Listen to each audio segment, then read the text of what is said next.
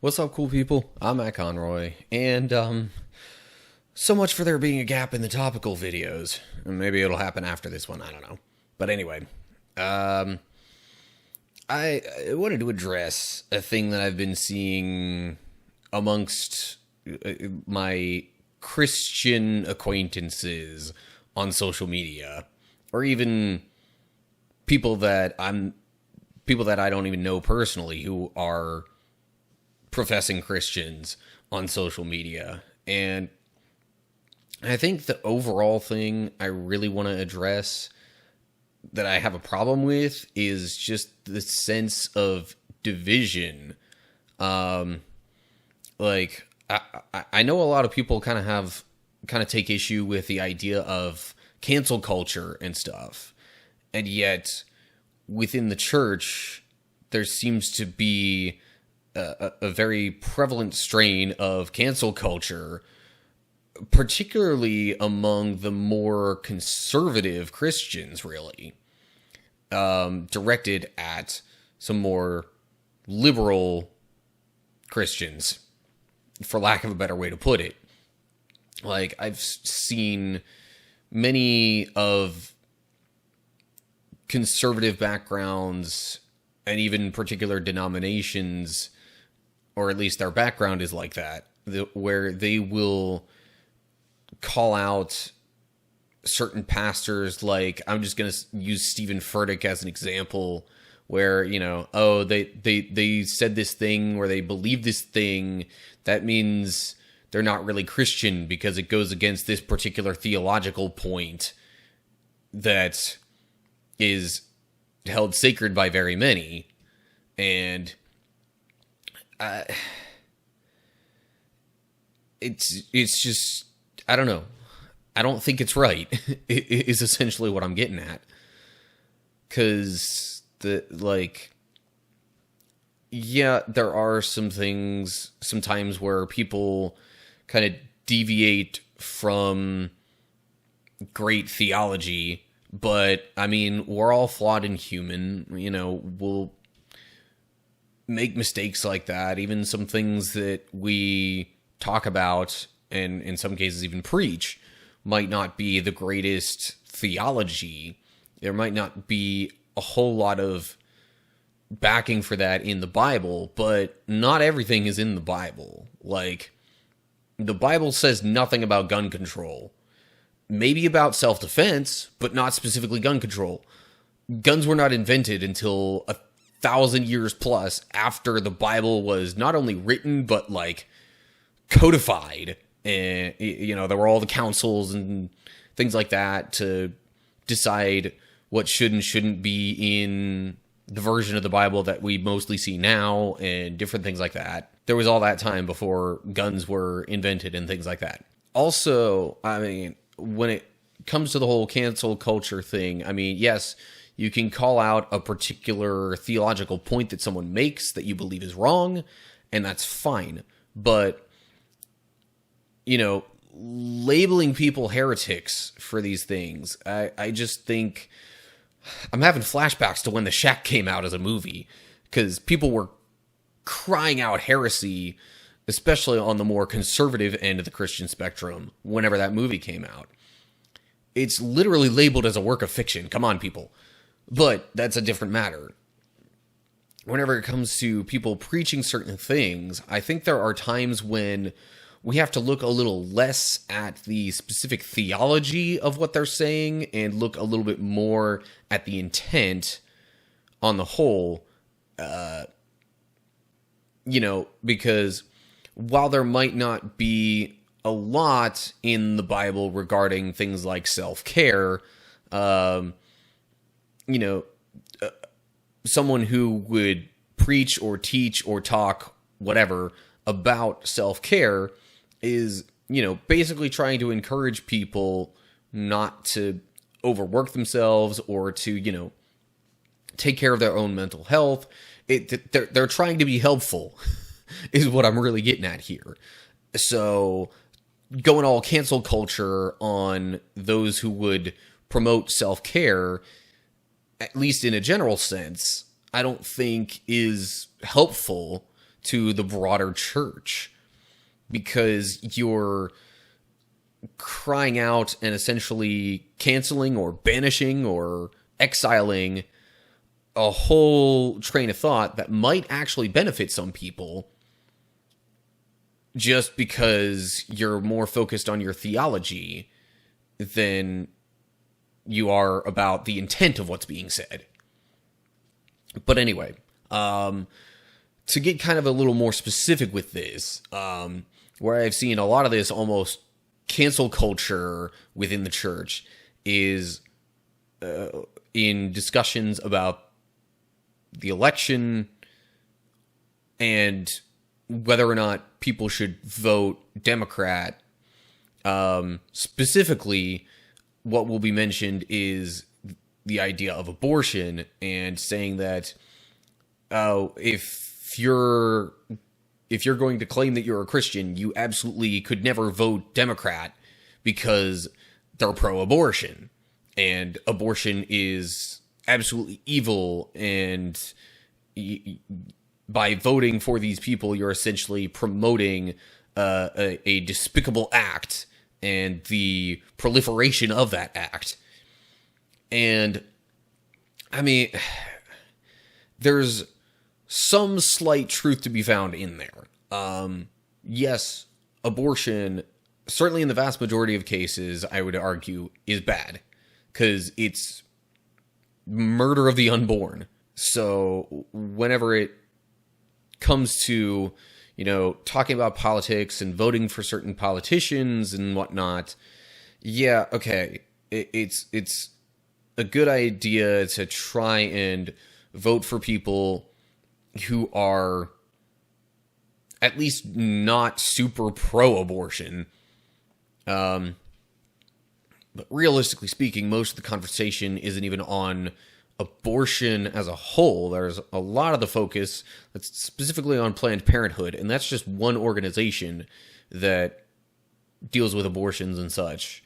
Like, there are other abortion clinics throughout the country, so defunding Planned Parenthood alone is not going to do that. Now, regarding other political matters, there is an idea that, assuming Trump remains president and or is able to get his nominee for the next Supreme Court justice in place, that the Supreme Court would essentially revisit Roe v. Wade, and because there would be a conservative majority, it would likely be overturned and things like that. That's probably a little more in the vein of what a lot of Christians are seeking regarding abortion. However, from a moral standpoint, there's more at stake in elections and our politics than just abortion. Yes, again, I will say abortion is bad in the vast majority of cases. I think there are really kind of only a few ways that I could even, in my head, kind of justify any type of abortion, like, say the baby is going to be born without a particular important organ, and that's already known. So, like, rather than going through the process of carrying the baby to term and having a stillbirth, in that case, I mean, I don't see it as a ridiculous notion to say, all right, let's do something earlier on in the pregnancy to terminate it. And yeah. But again, very few cases where I would say I agree with abortions. However, there's more than abortion at stake. Like, what baffles me about this line of thinking is that Christians are essentially trying to turn to the government to enforce Christian standards upon the entire country. And while, yes, I realize it is certainly preferable, and there's even a non-Christian argument for being anti-abortion, because it's essentially murder of the unborn.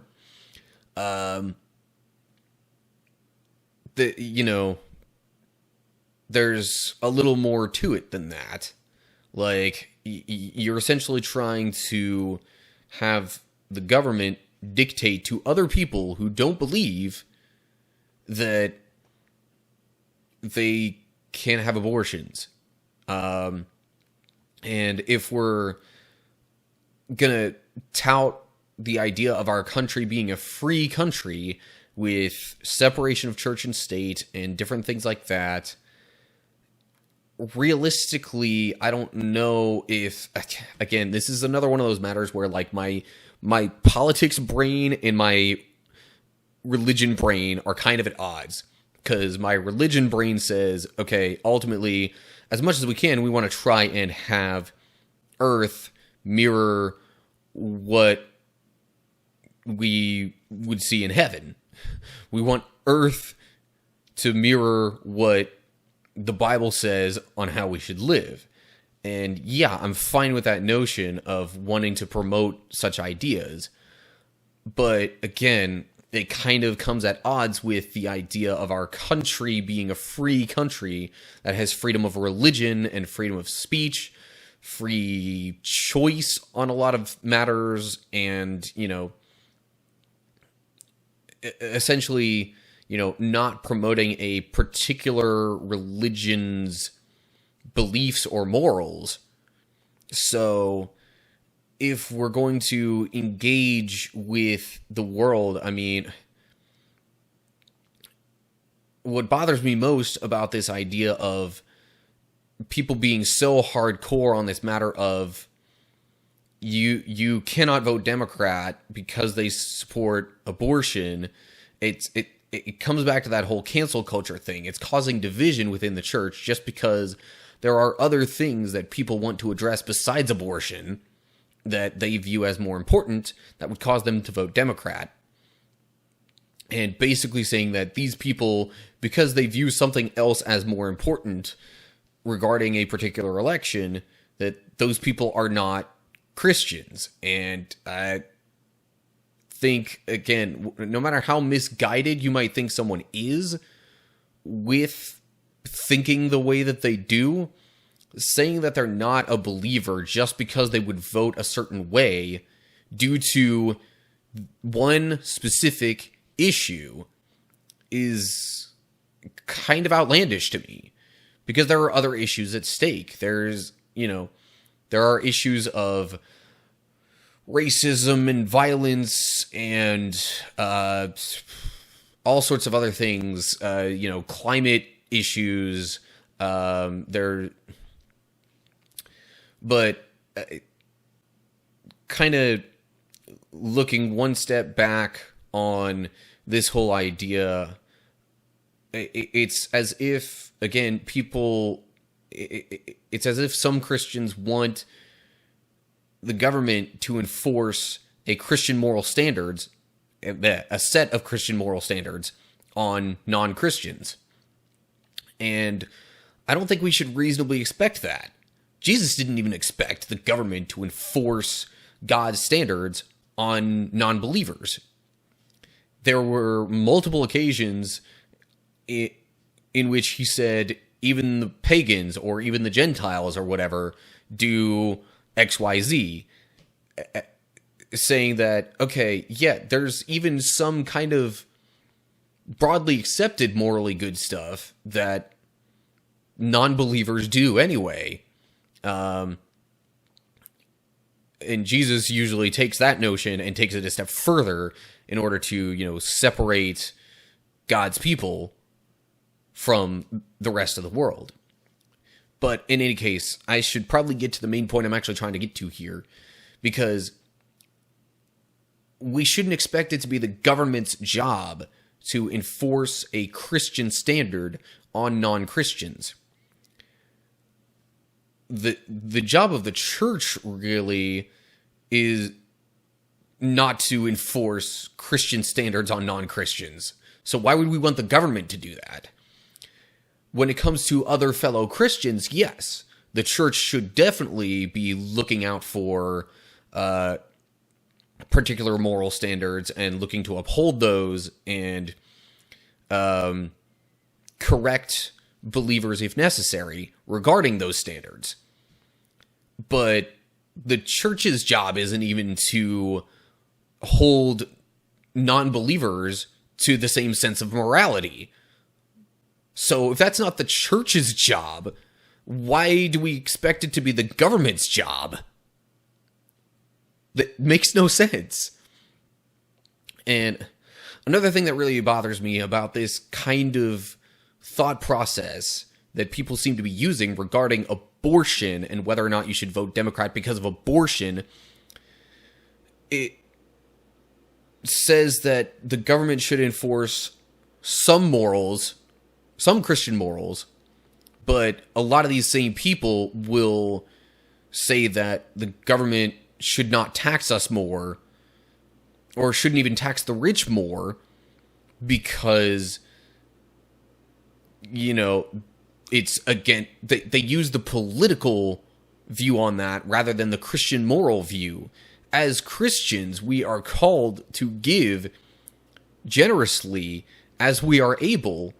So if you want the government to enforce a sense of morality regarding abortion, and yet you don't want the government to enforce a sense of morality regarding giving, then it's logically inconsistent and hypocritical. So which do you want? Do you want the government to enforce Christian standards or not? Like, there is no reason as a Christian to think that the government should not, like, if you want the government to support Christian morals and standards, there's absolutely no reason why you should not think that the government should both abolish abortion, at least in the vast majority of cases, and want to tax the rich more to help out the needy. Like, it's absolutely morally and logically inconsistent. And again, it's hypocritical. So why? Why are you trying to use your Christian morals to promote voting one way on one issue when you don't want to use those same Christian morals to promote voting a certain way on a different issue that is also very much connected with Christian morality? It makes no sense. And yes, you could argue in terms of, you know, giving money and stuff like that, that it's supposed to be at will or whatever. But if the government is enforcing these things, then it's not really at will, is it? So again, why? I just want to call into question that line of reasoning if you're not using that across the board. So, anyway, TLDW, let's skip out on the Christian cancel culture and, you know, not essentially, like, exile those who would think differently than the particular theological or political views that we might hold to. Okay? Anyway, that's going to do it for now, because otherwise I'll start talking in circles. So, as always, like, share, subscribe, click the bell, you know what to do, and if you don't, just look down in the description for more info. You'll find my social media pages down there and how to locate those, how to interact with me here on YouTube, and all that good stuff. And of course, leave comments down below with your thoughts on this topic or anything else that you might have in mind. Yeah. Anyway, that's all for now. So, hope you're all doing well. Hopefully I'll see you for the next video. But until then, stay cool, people.